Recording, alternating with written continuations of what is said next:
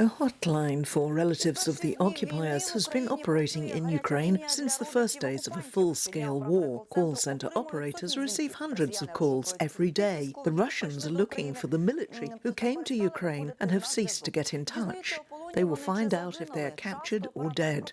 Often, operators offer mothers, wives or brothers to take the bodies of men home. How do they react? Natalia Nikai knows. Hello, tell me, please, can I find out about the fighter somehow? Did he tell you where he was going? He said that he's in the direction of Kyiv. Christina is the operator of the Return Alive from Ukraine hotline. She helps mothers, wives or other relatives of Russian soldiers find those who have lost touch. I'm not showing you the woman's face, and I'm changing her voice for her safety. We don't need someone else's corpses. We don't need someone's sons or their husbands. For some reason, we thought that if a mother has a son, she wants him to be alive and next to her. They've been working since the first days of the war. When they help find a soldier, dead or alive, they offer to take him away. They can either come to Ukraine through Poland or other European countries, or at least go to the local military prosecutor's office and ask to take their relative home. If you want to pick up your brother, you have to go to Ukraine via Poland. It is impossible to get there. My brother was able to get there, but we, civilians, can't. In any case, there is no other way to take him away. More than 19,000 calls have been processed in this call centre in 1.5 months, and none of the Russians were taken home by relatives.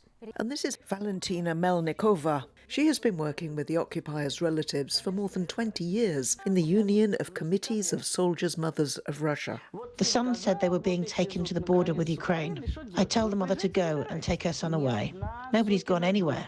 Even when it's known that he's died and his wife is calling, I say to send me contacts. They say no, I'm afraid it will get worse. What should I say in response? Psychologists call this the syndrome of learned helplessness, when a person does not make any attempts to improve his or her condition, although he or she has such an opportunity. It was discovered in 1964 during an experiment with dogs. Scientists wanted to form a reflex of fear of sound in them. When a certain sound was turned on, the dog in the cage was struck by an electric shock. After several stimulations, the cages were opened to see if the dogs would run away from the sound. And you know what? The animals lay on the floor and whimpered, and they made no attempt to escape from the cage because they didn't believe that they could avoid electric shock. And this is the disbelief in the Russians' own strength, nurtured for centuries.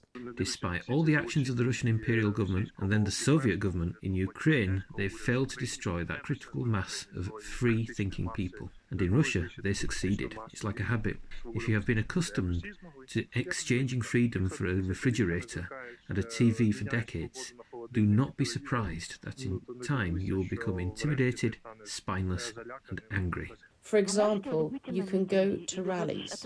Have you seen how they deal with those who go to rallies?